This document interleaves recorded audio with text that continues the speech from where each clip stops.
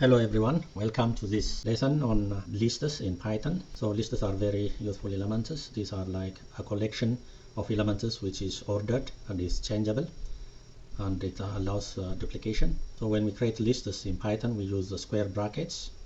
So when you take a look here, this is now an empty list. To create an empty list, we simply put a square bracket like this. So the name of the list here, and then the square bracket. And after that, the list will be created, and if you print that list, it will show you what the content of that list. And also here in this line, we also try to create what type. So once you create the list, you can put it as an argument to this function called type. So it shows you what type of variable this is. It is going to be a list type. And run this code. So you see the list is the output of the list is just the square bracket empty.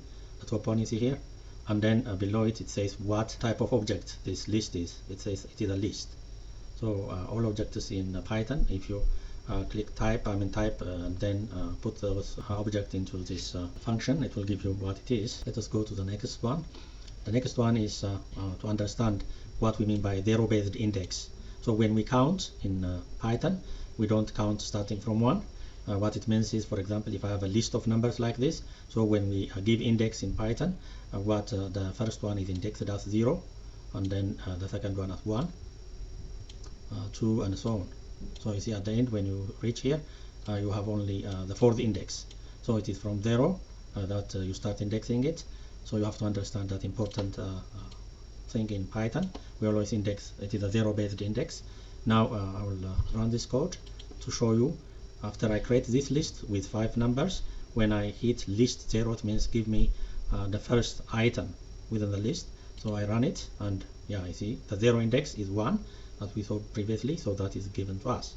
Now what if I say give me the 5th index of list 1? We have said the index is from 0 to 4, but if I ask it to give me the item with index 5 in this list, then what happens is I will get an error.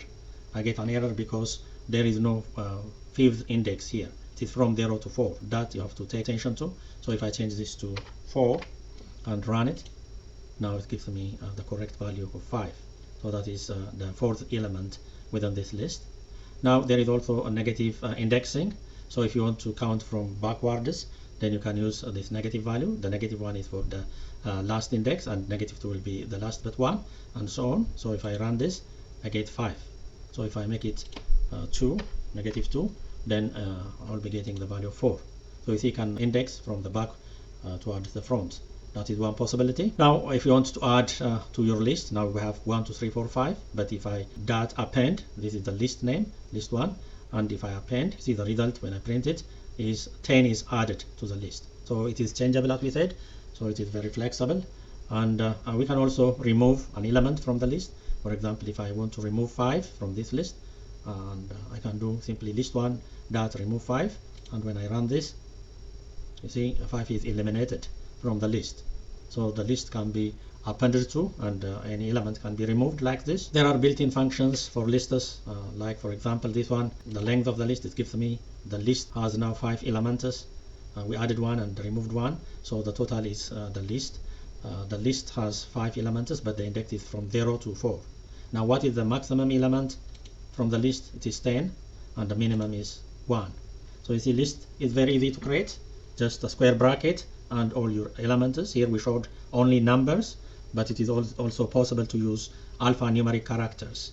So list, for example, you can have the list of names of students, list of cities, towns, stuff like that. So I would like to introduce you also to another data structure in Python. This is called a dictionary. It's a collection of key value pairs. Let me underline this. It is a key value pair. So you have a key and you have a value. So this is a kind of relationship. So you may have a number of elements, each of them having a key and a value. So for example here, these are the abbreviations for Virginia, VA, and you see dictionaries, when you create them, you use curly braces, and then the key in VA, and then the value is Virginia. Similarly, MD is for Maryland. So the key and the name, and NY stands for New York. So the way you write these key value pairs, you put them under curly braces, then each item you separate them by a comma. So like this, I have now 3 examples in this case, but I could have for the whole 50 states in the US. I can build this type of dictionary. Then I can easily find out the name of the state by just giving its key value. So here is an example, a very small example, of course. And let me clean this up. Now, the name of the dictionary is 3 US states, and as we have seen previously, we have the key and then the value, then comma, and in order to make it more visible, I think I put these elements separately. So you see Maryland, Maryland. You can continue like that. You can write it everything in one line, but it becomes more visible. So now if I run this, this will create the dictionary. I have not yet given the print command, but now I come here and for example, if I run this 3 US states and then I put the abbreviation only in parentheses, and then it produces the value. NY is the abbreviation. If I put VA instead, then it is going to produce Virginia. You see, this key value pairs in a dictionary is very important, especially when you want to map data. A dictionary is very useful. And there is also this function. You can use the get function to do similar things that you did here. So if I run this, it gives me Maryland, the state of Maryland for MD. So you see, today I just introduced lists and dictionaries. These are very simple elements in data structures in Python.